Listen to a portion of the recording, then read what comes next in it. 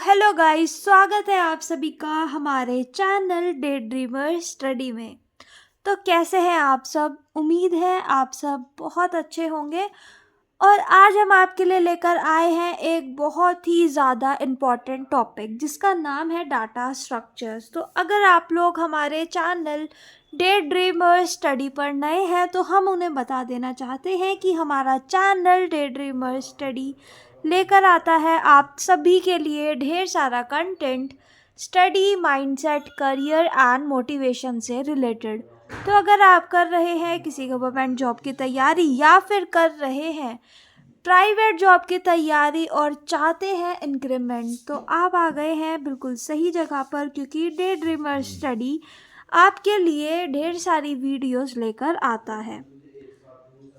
तो देखिए guys, data structure के बारे में अगर हम बात करें तो आप लोग डाटा स्ट्रक्चर के बारे में क्या समझते हैं वो हमें कमेंट बॉक्स में लिखकर ज़रूर बताइएगा। वीडियो को शुरू करने से पहले वीडियो को लाइक कर दीजिए, वीडियो को शेयर कर दीजिए और इस चैनल को सब्सक्राइब भी ज़रूर कर दीजिए। डे ड्रीमर स्टडी चैनल को सब्सक्राइब आप ज़रूर से ज़रूर कर दीजिए, क्योंकि हम बात कर रहे हैं डाटा स्ट्रक्चर की। तो data structure is a representation of a logical relationship existing between individual element of data. So देखिए गाइस, इंग्लिश में भी आपको समझाया जाएगा और साथ में हिंदी में भी आपको कन्वीनियंट तरीके से समझाया जाएगा। चलिए एक ब्लैंक पेपर को लेकर आपको हम ये डाटा स्ट्रक्चर बता ही देते हैं।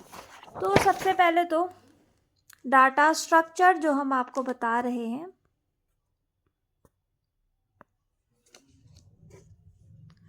तो हम आपको बता रहे हैं data structure that is representation of a logical relationship existing between individual element of data.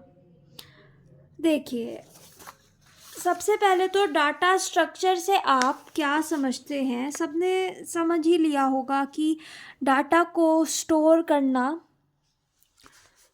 देखिए,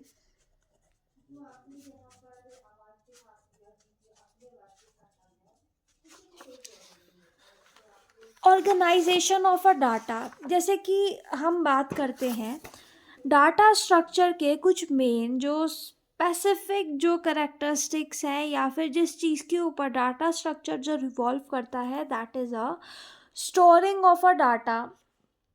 जिस तरीके से आप अपना बुक शेल्फ अगर आप ले रहे हैं या फिर एक आप अपना कबर्ड ले रहे हैं और आप अपने कबर्ड में आपने अलग अलग रैक्स बना रखे हैं। एक रैक में आपने अपना बुक शेल्फ रखा है, दूसरे रैक में आप अपने क्लोथ्स रखते हैं, तीसरे रैक में आप अपने स्किन केयर का सामान रख रहे हैं।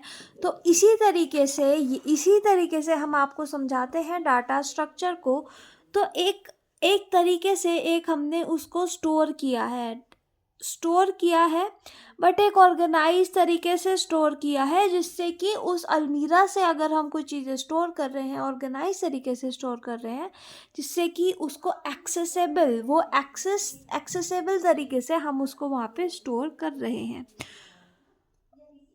जो कि एफिशिएंट हो।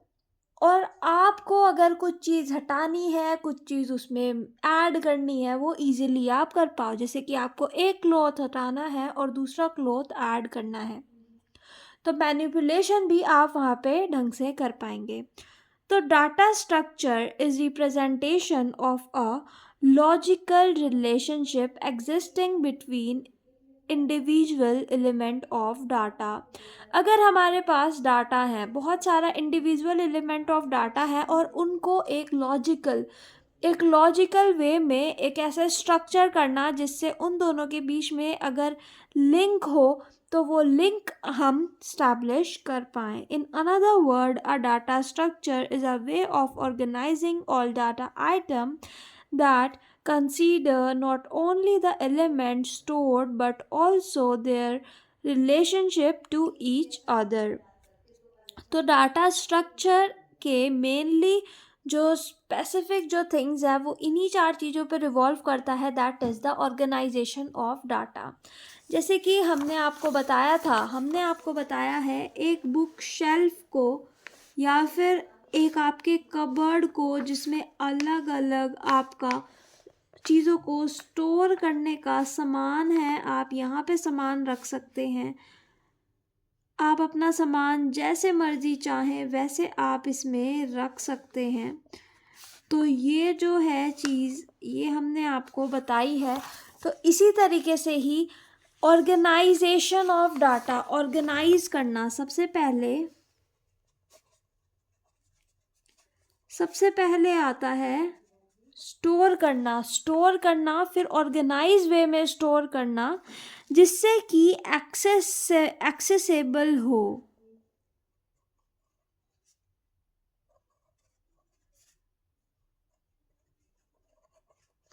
उसकी एक्सेसिबिलिटी पे काम करना। तो ये सारी चीज़ें हम यहाँ पर देख रहे हैं। सबसे पहले organization of data, the second thing is accessing methods, third is degree of association that is associativity, and processing alternative for information. The data structure affects the design of both structure and fundamental aspects of the program, that is algorithm plus data structure is equal to program. तो यहाँ से आप 2 चीज़ें देख पा रहे होंगे। सबसे पहला एल्गोरिथम लिखा है और दूसरा यहाँ पर आपको जो लिखा है, आपको जो नज़र आ रहा है, दैट इज़ अ प्रोग्राम। तो इन दोनों वर्ड्स के बीच में क्या कनेक्शन है, क्या कुछ आप इनसे समझ सकते हैं? तो देखिए, हम आपको बताना चाहते हैं कि आखिर एल्गोरिथम एंड डाटा स्ट्रक्चर के बीच में क्या डिफरेंस है और इसके साथ साथ प्रोग्राम क्या चीज़ है। तो let me right it for you.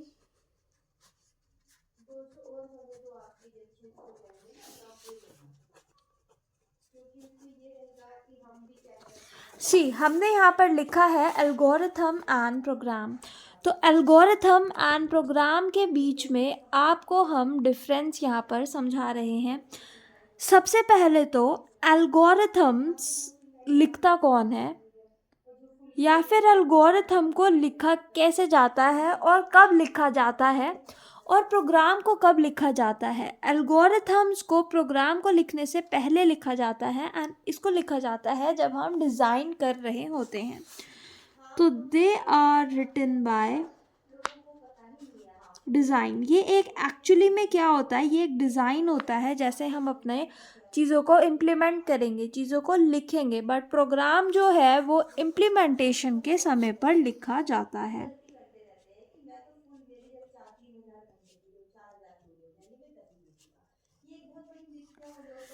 That is implement. जब हम प्रोग्राम को इम्प्लीमेंट करते हैं तभी वो लिखा जाता है। बट अगर हम बात करें एल्गोरिथम की, तो एल्गोरिथम को जो लिखते हैं दैट इज़ हम लिख सकते हैं इंग्लिश में, हम कोई भी लैंग्वेज में लिख सकते हैं, बट जो प्रोग्राम है that can only be written in a programming language. As you all know there are so many programming language that we know and nowadays we write programs in C, C++, Java, and you can choose any of other programming language also. But algorithms, this does not contain a single programming language. You can write in any language. This is for your convenience, but for a design perspective, it is necessary to write an algorithm. So moving on to the characteristic of data structure. Before moving on to the characteristic of data structure, first of all, let us see some characteristics of algorithm. तो algorithm की characteristic की बात करें तो इसकी भी कुछ characteristic होती हैं। Let me write it for you, that is the input. Algorithms की जो करैक्टरिस्टिक होती हैं वो होती हैं इनपुट, एल्गोरिथम का जो है इनपुट हमें एल्गोरिथम को देना पड़ता है। आउटपुट, एल्गोरिथम्स हमें आउटपुट भी देते हैं।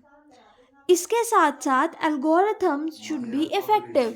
एल्गोरिथम जो है हमारा इफ़ेक्टिव होना चाहिए, एफिशिएंट होना चाहिए, फाइनाइट होना चाहिए, क्योंकि that is very important. So moving on to the another part, that is the characteristic of data structure. कौन से ग्रुप में ऐड है वो?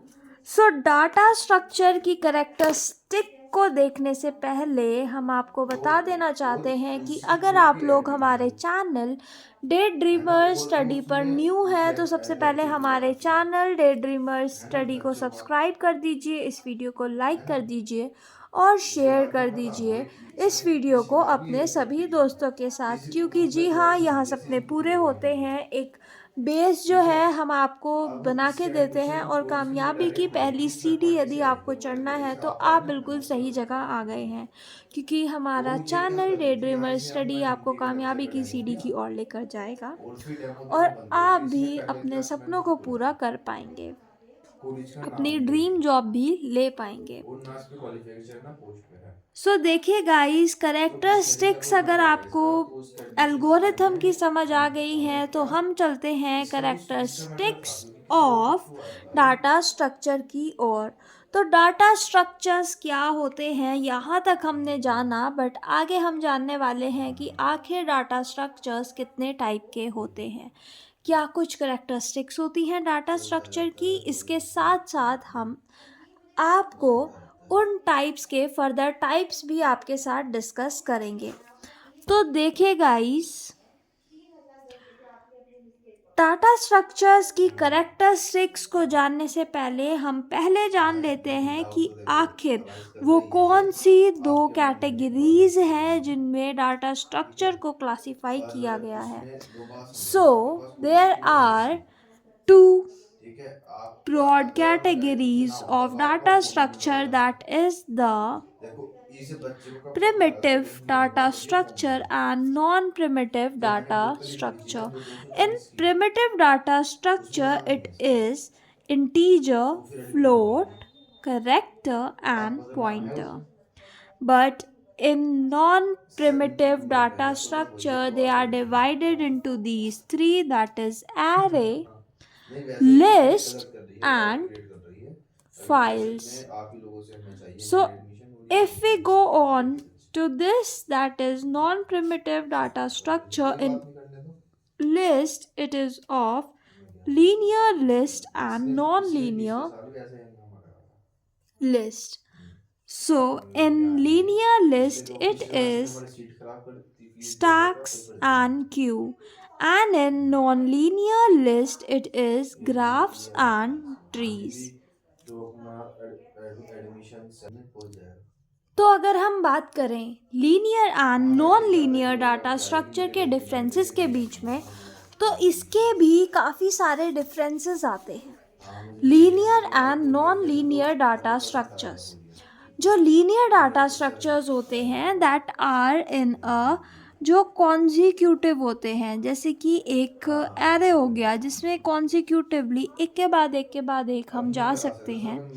बट जो नॉन लीनियर डाटा स्ट्रक्चर्स होते हैं, जैसे कि हम बात कर रहे हैं ट्री की, ग्राफ की, तो इसमें हमने लाइक दिस हमने नोड बनाया है, इससे हमने दो और नोड बनाए हैं, तो that is a non linear data structure. तो इस टाइप से हमारा जो है डिफरेंसेस होते हैं। सो जो लीनियर डाटा स्ट्रक्चर होते हैं उनमें जो हमारी जो स्पेसेस हैं वो हम स्पेस को एफिशिएंटली यूज़ नहीं कर पाते हैं, जैसे कि आप हमारे एग्जांपल्स आगे देखेंगे। बट जो नॉन लीनियर डाटा स्ट्रक्चर्स हैं उनमें जो है हम स्पेस बहुत इजीली मैनेज कर पाते हैं।